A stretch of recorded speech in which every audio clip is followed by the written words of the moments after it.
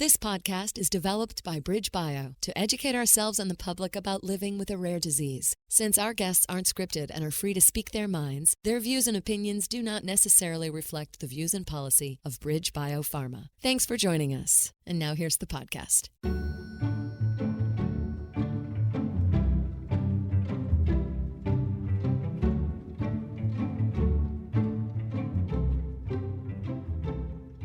Hello and welcome to On Rare, a rare disease podcast produced by BridgeBio, a biotech company that works on developing treatments for rare diseases. At On Rare, we explore what it's like to live with a rare disease. On Rare gives us an opportunity to listen and learn from the true experts, people living with rare conditions. I'm your host, Mandy Rohrig, a member of the Patient Advocacy team.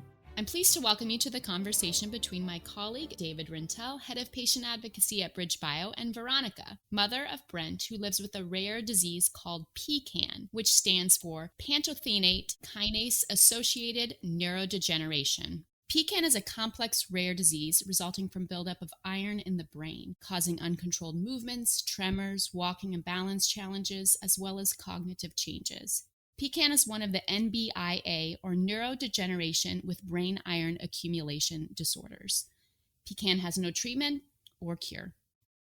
Hello, David. Hi, Mandy. So nice to be talking with you again on the podcast. I'm glad to see you, and I'm looking forward to this conversation. Yeah, we had the pleasure of meeting Veronica and Brent some time ago. Yeah, she came to a patient day. Yeah, and they are lovely, and their story is really compelling. So it's great to be able to welcome them on the podcast. But first, we like to get some background on the condition that we're talking about in our interviews. And I'm grateful that my colleague and friend, Mallory Harden, is with us to explain PKAN. Mallory is the director of business and operations for CoA, which is a BridgeBio company working on a treatment. She's an expert in PKAN, and she's great at explaining complex conditions. So thanks, Mandy, and welcome, Mallory. Thank you, David. Thank you so much for having me. So PKAN is just a very rare condition, and most people have probably never heard of it. So let's start at the beginning. What is PKAN? How does it affect people who have that condition? And why is it that some people develop PKAN and others don't? So PKAN, it's a neurodegenerative disease caused by a defect in an enzyme that we have normally in our bodies. As a result of that defect, iron begins to build up in that part of the brain. And the clinical symptoms that result from that are typically a movement disorder that begins in early childhood. And unfortunately, the disease worsens over time. And many patients that are affected end up in a wheelchair and are unable to walk. So that's, the basis of PKAN. Mm-hmm. What causes the defect in the enzyme? There are 3 human pantothenate kinase enzymes that we have normally, and PKAN affects one of those. There's nothing that causes it environmentally or anything. It's something that individuals are born with. And pantothenate kinase has a role for a person who does not have the genetic flaw or mutation. What does pantothenate kinase do in the body? So pantothenate kinase is a key enzyme in the CoA pathway, and CoA is a part of many processes within our body. And so this pantothenate kinase 2 is part of that pathway. So if I could simplify it and correct me, pantothenate kinase is an enzyme, and there's a flaw in this particular enzyme. It's like a whole system, a mistake or flaw or error in any part of that system could cause an illness. Am I saying that correctly? Yes, that's correct. And some genetic conditions are inherited, others just happen. And is this? This is an inherited genetic condition. PKAN, it's an autosomal recessive disease. So the parents of an individual with PKAN each carry one copy of the mutated gene, but typically the parents would not show signs and symptoms of the condition. Mallory, you and I have met Veronica in the past and, in fact, met her son, Brent. And we know that Brent's story is that he exhibited really normal development until around 8 or 9. Is that typical for kids with PKAN, that they don't start showing the symptoms until, I guess you would call that middle childhood? It can be. Some individuals exhibit signs as early as around age 5 or 6. That's typically the earliest that it's diagnosed. And then some individuals with PKAN don't manifest symptoms until they're older. PKAN has been divided into classic PKAN, have those early symptoms. And then the individuals that have symptoms later in life, maybe in their teens, are sometimes called atypical. So typically, a child may start becoming symptomatic anywhere between 5 or 6 and later on, perhaps even in the teenage years. What happens in the long run with people with PKAN? Does PKAN shorten the lifespan? What's expected, and is the lifespan different for people with PKAN? So, David, it is a life-shortening condition. However, given the rarity of PKAN, it's really difficult to say, what the exact lifespan of an individual with PKAN would be. From the data and the literature that we have, it looks to be in the 20s. But again, since it is so rare, there is not a lot of data out there on how long these individuals are living. As I mentioned earlier, there are individuals with PKAN that are diagnosed earlier in life, and sometimes those patients are called classic PKAN patients. And those individuals often have a shorter lifespan than individuals that are diagnosed later. That group of individuals is sometimes called atypical, and it's oftentimes a little bit less severe disease than those classic PKAN patients.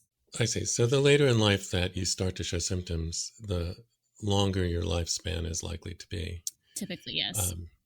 PKAN is a rare disease, but it is really a very rare disease. And I wonder if it's known how many people are living with PKAN in the US or in the world. That's a great question. There are very limited data out there. We think there are about 1,000 patients in the United States that have PKAN, so very rare. And we think in Europe, the number is similar to the US, so maybe around 1,000 patients, but very limited data in PKAN. And is it known what the cause of death usually is? Is it related to lack of mobility, or is it something more directly related to the primary symptoms of PKAN? The cause of death in the shortened lifespan is typically due to secondary effects, so nutrition-related immunodeficiencies, pneumonia. There are really a lot of tragic aspects about PKAN. One is seeing your child develop normally and then lose ground developmentally. And then, of course, the shortened lifespans just speaks to the urgency of the need for treatment for this condition. We do. In PKAN, there have been some prior clinical trials, but this patient population and prognosis of the disease is dire for these patients, and they don't have any therapies. So it's really, really critical to develop therapies for PKAN. Well, thank you, Mallory. This is really helpful. We're very grateful for the work that you're doing, and we wish your team great success as you develop a potential treatment for this condition. Thank you so much for having me.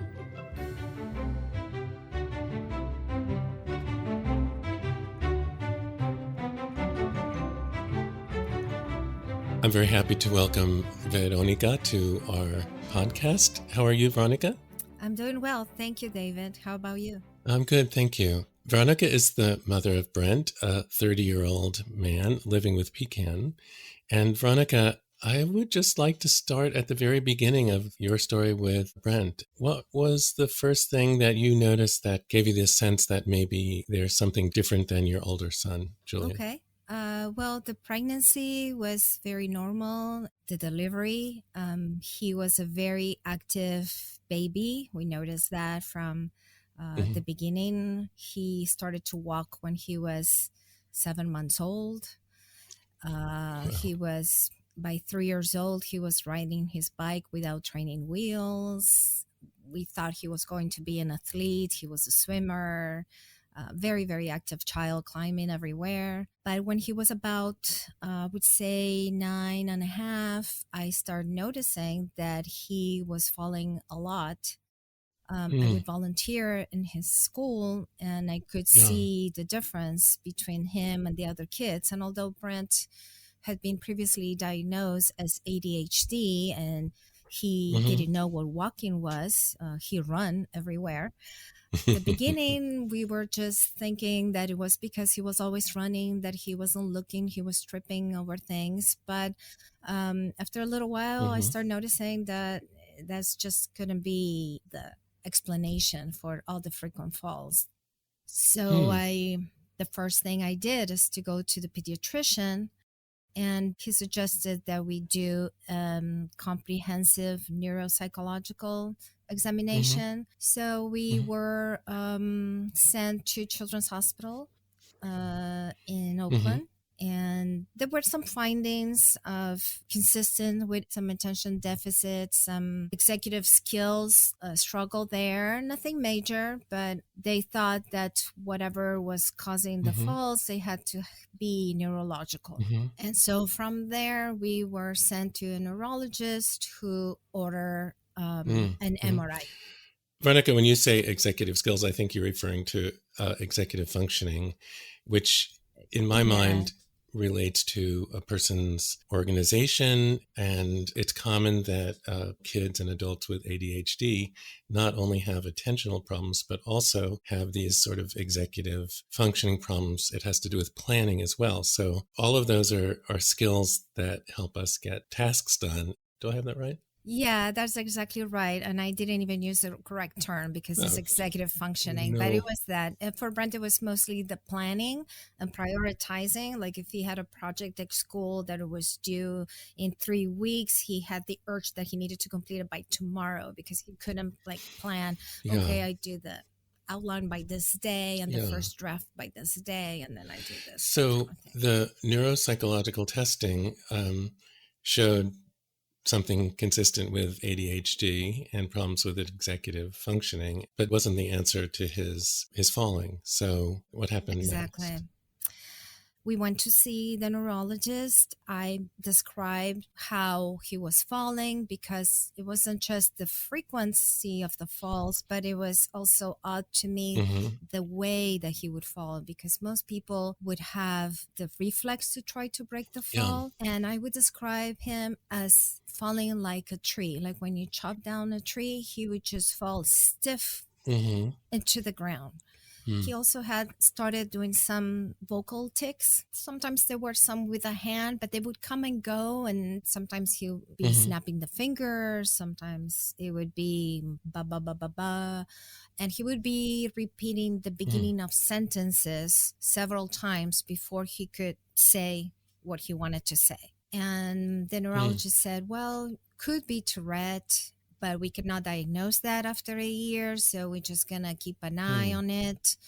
And then if this tics continue, then we can make an official diagnosis. In the meantime, for this falls, we can do some PT. And we were signed off.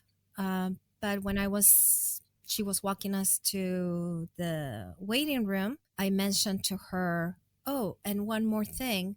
When he laughs very hard, he drools a little bit, but only when he's cracking up. And so she said, oh, okay, let's go back to the office. So we turned around on the hallway and we went back to her office. And at that point, then she wanted to order the MRI. My first thought that he had a tumor or something. And so she said it could be just connection issue between the two hemispheres. Let's just do the MRI to discard any other serious conditions. I can imagine you're watching your son, who very active, really kind of an early walker, early bicycle rider, athletic, suddenly develop these falls, and then the kind of other changes in his vocalization. And I guess you were worried that this could be something really serious. I was. I always thinking cancer, because I never knew that a child could have a degenerative disease. That was not even on my radar. So when we got the results, it was just devastating. Because the worst part was knowing that there was nothing that we could do.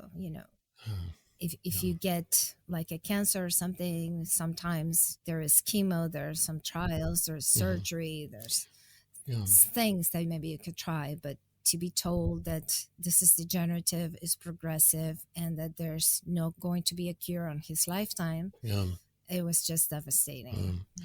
So the neurologist after the MRI told you those things, that it's degenerative, there's no treatment. And because it's a rare disease, there is no enough research. So a cure in his lifetime would be unrealistic. Let's put it that way. Oh, gosh. And did the neurologist give it the name PKAN or? No, at the time she used Haller-Worden-Spatz syndrome. And she also mentioned that the gene had been discovered a year before by a team of researchers. One was a doctor at UCSF, and the other one was Dr. Hayflick's lab. And so she scheduled me an appointment at UCSF so that we can talk to the researcher who actually discovered the gene. Yeah. And Veronica, I'd like to ask you to say the name that was given for the condition so everyone can really make it out. Haller-Worden-Spatz syndrome. There were two researchers. The name was later changed because they were part of the Nazi medical and ethical work. So it was later changed to NBIA disorders and his condition in particular, PKAN, right? Yes, and NBIA stands for? Neurodegeneration with brain iron accumulation. Yeah.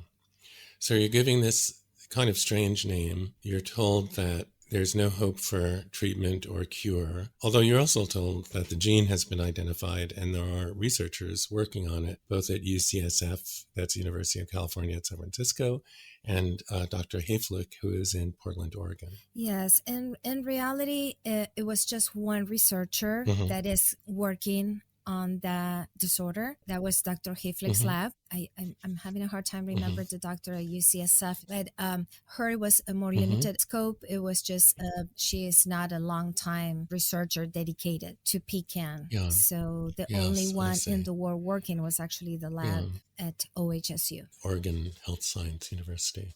You had been really worried that this was something serious, and you were told, yes, it's serious, and there's no treatment or hope for treatment. And did the neurologist tell you what to expect in the future?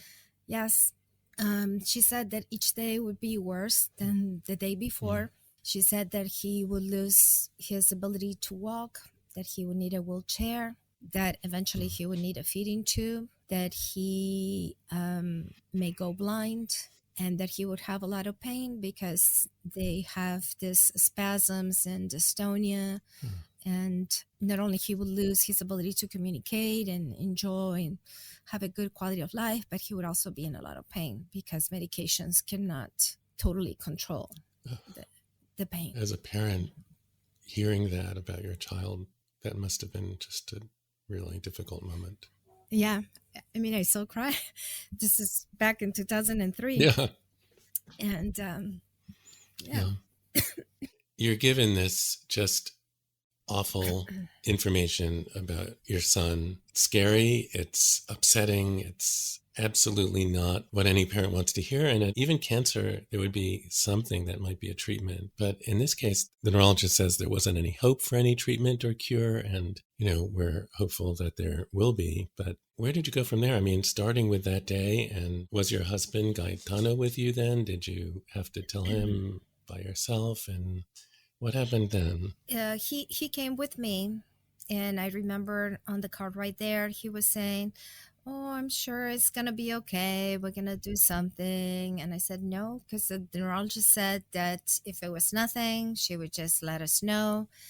And if it was something more serious, she would ask us to go in person, and we have to go in person. So it's something serious. Yeah. When we arrived, they had a social worker that was there for support. I have to say that even though the neurologist sounds as if she was very harsh, she said it in a very compassionate tone. She just tried to give us a very realistic picture. And I think she was just trying not to give us false hope. And my husband and I, we both were hugging and crying right there. She had ready the Patient Advocacy group so that we can reach out to them for support. I didn't have to go looking on my own. That was handed to us. She said that she would care for him and help us in this journey. But for us, it was devastating. It was unbelievable. It was shocking. We didn't know how we were going to act when we got home. Brent was little. Julian is only 3.5 years apart. So we had 2 kids. How do we tell them? When do we tell them? It was just a nightmare. The only thing that the neurologist said that showed some improvement was giving patients vitamin B5. And I remember stopping by Walgreens before coming home from the hospital and to start giving to him right away. And we couldn't find it. We were asking for vitamin B5 and we couldn't find it. And we stopped at different pharmacies and we couldn't find it. And it was so frustrating because that was the only thing that it could have maybe a 0.5% improvement to help. And we couldn't find that. Then we later find out that, you find it as pantothenic acid, not as B5. I mean, I'm wondering about how you did tell your sons, but maybe first we should hear, perhaps you would talk to the geneticist at UCSF and talk to Dr. Hayflick. So did you do those things or? We did. We went to see the doctor at UCSF. She was very nice. She explained how they discovered the gene.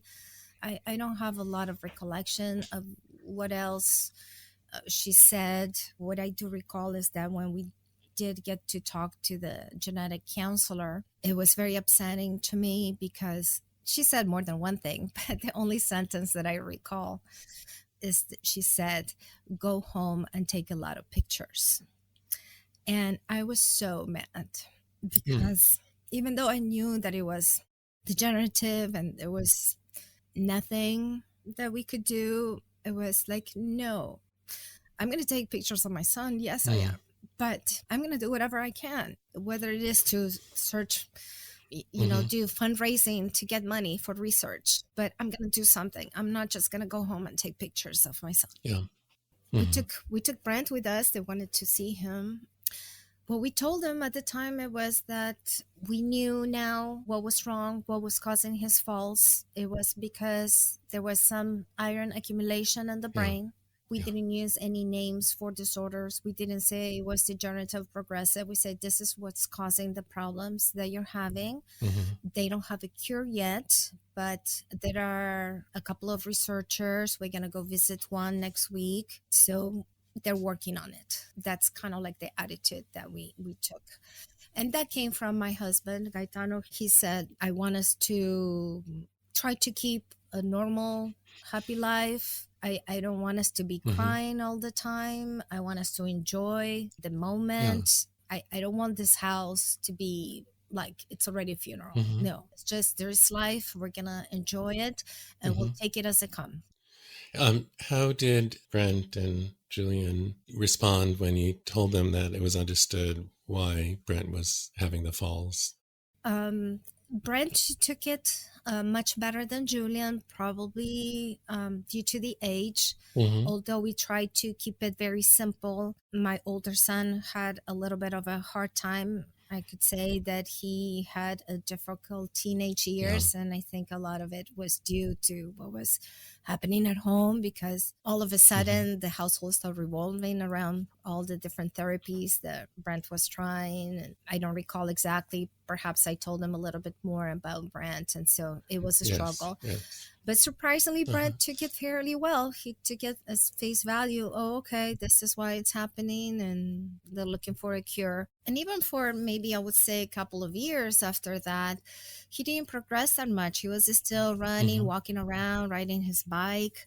So we tried to do a lot of outdoorsy stuff for him to enjoy. But once the trouble started to become more obvious, then Brent did start to struggle. He would cry and he would want to be alone. And eventually he would just fall asleep. And then by the time that he woke up, then he was over it and moving on. He had those episodes throughout, and we tried to look for some counseling support, but we just not successful. We couldn't find someone who had the same philosophy. We tried like 2 or 3 different counselors, and the idea that we had just tell them everything that it was going to happen, but we just going to see what would be the benefit for him to know that he was going to go blind and need a tracheotomy and a feeding tube and and all that. How old was Brent when he had those episodes where he really was struggling physically and then would cry? It was in junior high. 12, 13, 14. Yeah. And the first thing, we have to start using a helmet, like a bike helmet, because he would fall a lot. Then a cane. He was really against the wheelchair, so we kind of pushed that off as far as we could until we didn't have a choice. When did he start to use a wheelchair? Also in junior high. So during those teenage years, he had a very rapid decline. Oh, really? We even did DBS surgery at the time to see if that would help to slow down the process. But eventually we did have to get the wheelchair. Yeah. And DBS stands for deep brain stimulation, and that's sometimes helpful with tremors and dystonia. So he was really fine until about 9.5, and then he continued to have I don't want to say mild, but relatively milder course for another few years. Yes. And then there was a really fast decline. Yes. And this is typical of this disorder where people will plateau for a few years and then suddenly, and nobody really knows what triggers rapid decline, and then you may hit another plateau. It's just really unpredictable, and it's very different from patient to patient. So he started to use a wheelchair still while he was in junior high. And how was that for him and for the family? That's a pretty big change. Yes. We were grateful because we really needed it. We had been putting it off because we were kind of waiting for him to be ready. But it was one of those things like, oh, thank God, we're finally able to do it. I was concerned because he didn't want to take it to school, but he really needed it. And it was great because I talked to one of his teachers and he devised a plan. And that day we went and we had a special parking space. It actually happened to be right in front of Brent's first period class. And the teacher was very popular. He was chosen as the best teacher by the students, like I don't know how many years in a row. So all the kids loved this instructor. And so Brent's teacher came to the car and I brought the wheelchair down and he came and sat on the wheelchair, and the other teacher that was in front came running. This was all set up already.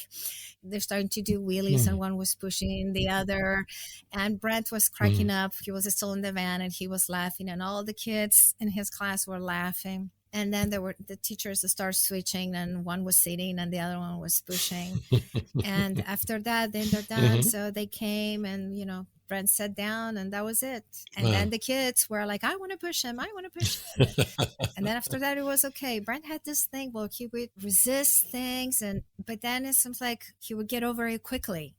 And then it was no longer an issue after that. It's so heartwarming to hear that his teachers and his classmates participated in helping Brent feel better about using the wheelchair and making it special. And that transition, yes. And it's also, his spirit of resisting, although I'm sure it caused problems in the family, but it's the kind of, he wanted to continue to be as independent as possible. And, yes. That's a good thing. And sometimes it's seen as a problem, but in my mind, it's consistent with how you and your family have dealt with this, as you've tried to do as much as possible for as long as you can, and not just taking pictures to remember a time in the past, but to really focus on the present and the future and do everything that you can do. Yes.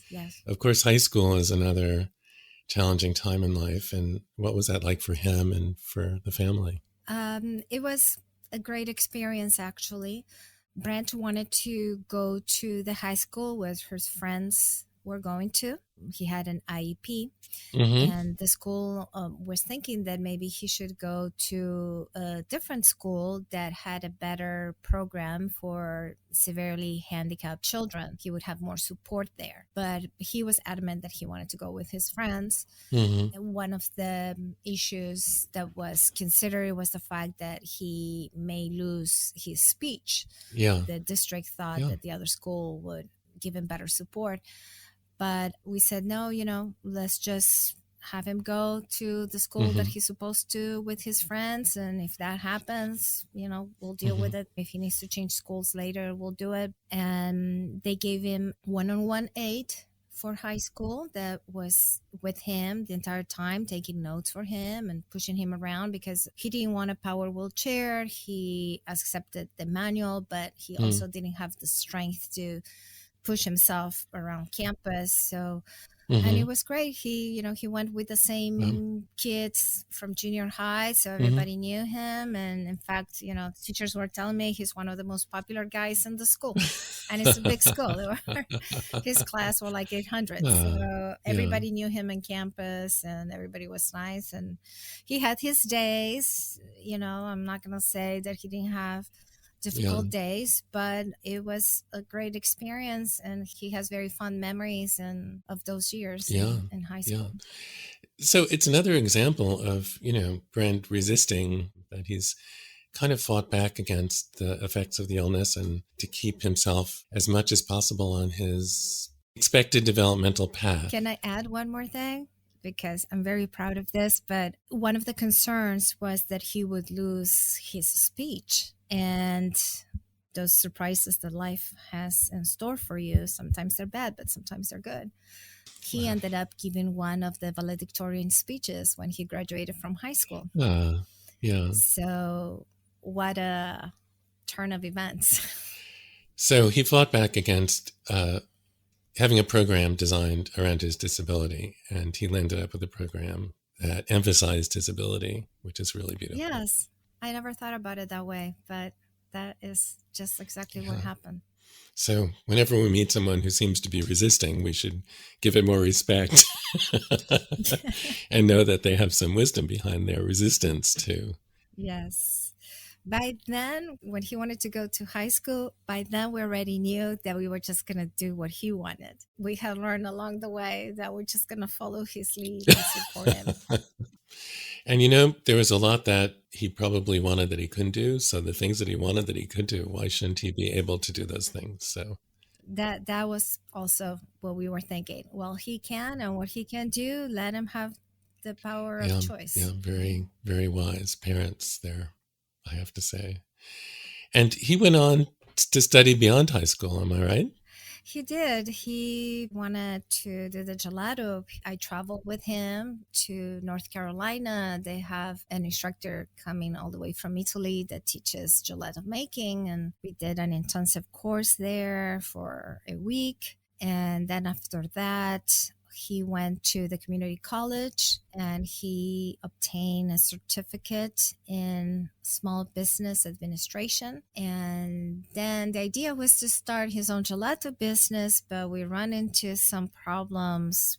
We thought that we could rent a commercial kitchen, but there is an exception for frozen desserts. So that was something that we had not foreseen. So he went back to the community college and he obtained a second certificate for marketing, just to keep busy while we were trying to figure things out. And then he started to do the gelato, but as catering and selling them on friends and stuff like that. And that's what he was doing until 2020. Then everything is going to be on hold. So let me first say that I've tasted this gelato and it's fabulous, Brent's gelato. So this is not a hobby.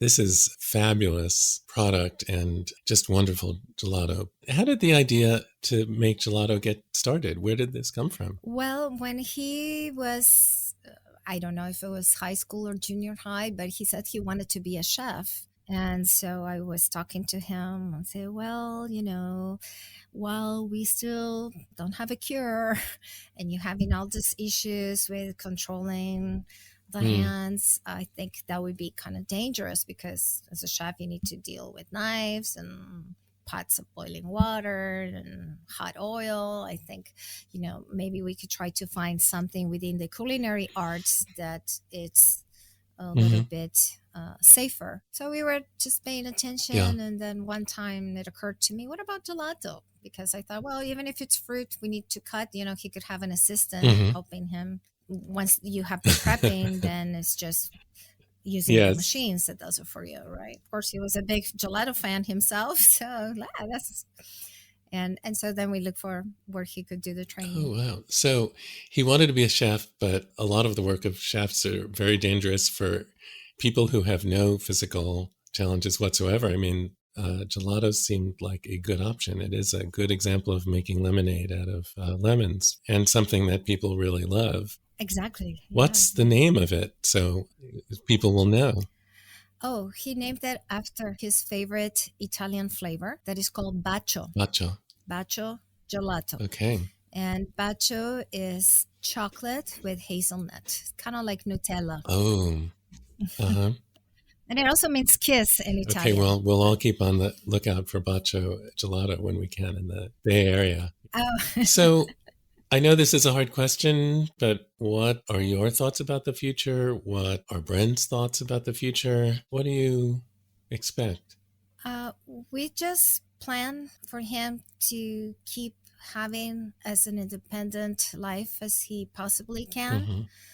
We are hopeful about the future because now there are trials that have happened, trials that are in the horizon. So the outlook is a lot better than what it was back when he was first diagnosed. We know the science is moving forward. So we just continue trying to make the best and living life and enjoying as much as we can right now. And we're hopeful about the future. The main goal is for him to keep doing the things that he likes, and for us finding the way for him to be able to do it the best possible way. Yes.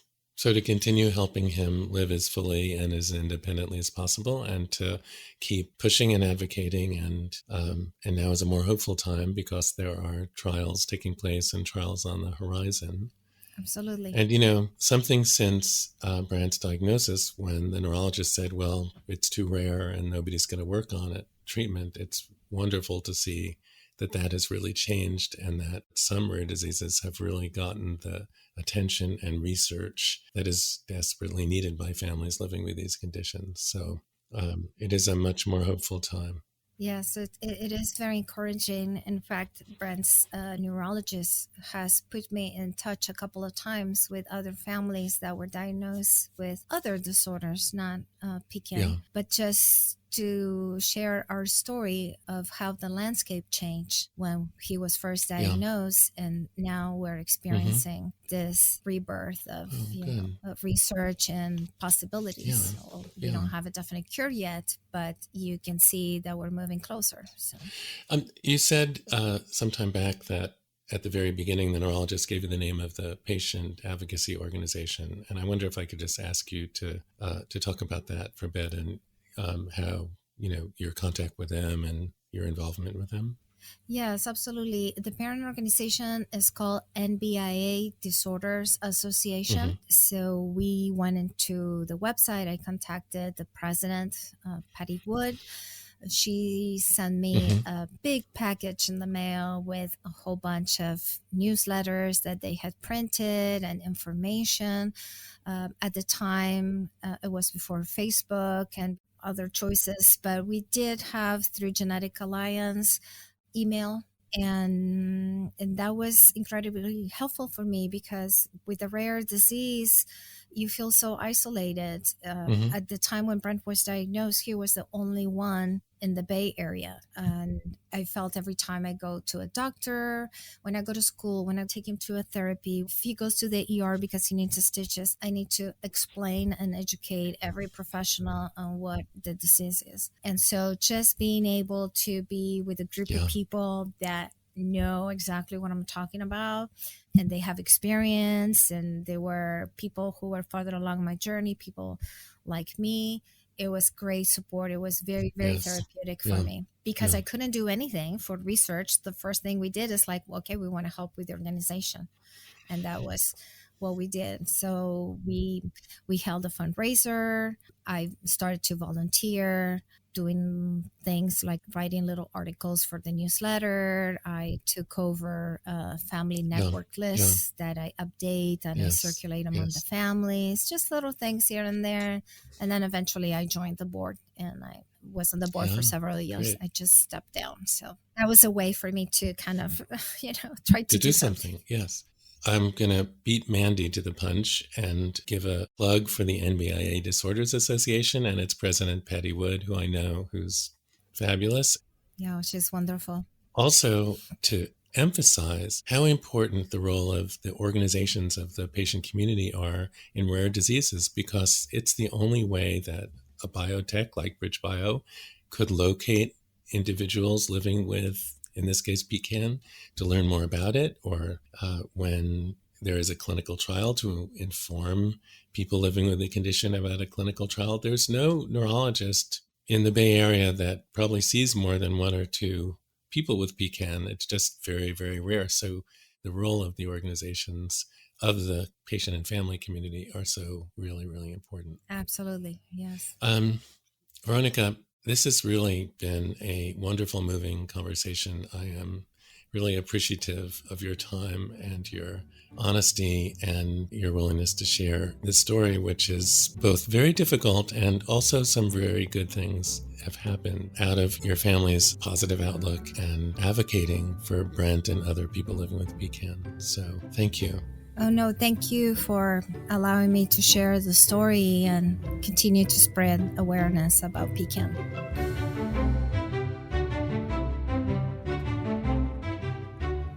David, I know you have had the privilege of meeting both Brent and Veronica before.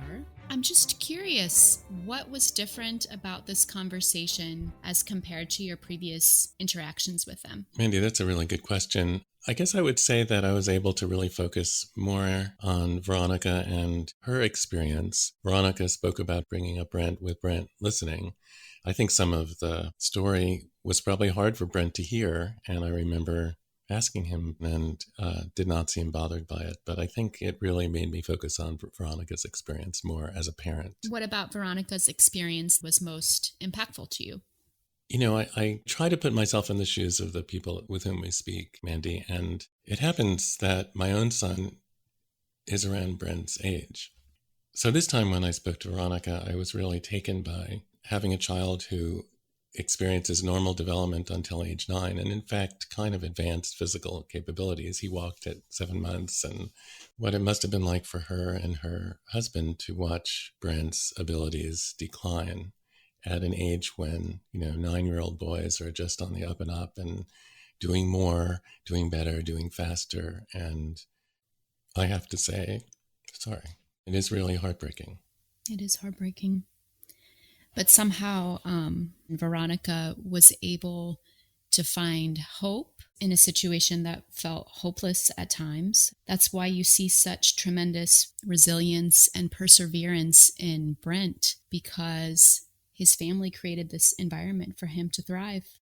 I am so impressed by Veronica and her family because they have really supported Brent, who is significantly disabled, to do everything that he's wanted to do. He graduated high school. He attended community college. He attended a culinary program to learn how to make gelato. Mm-hmm. And, he has a gelato business, and I've tasted his gelato. It's terrific. So this is a family with incredible strength and such an example of resilience.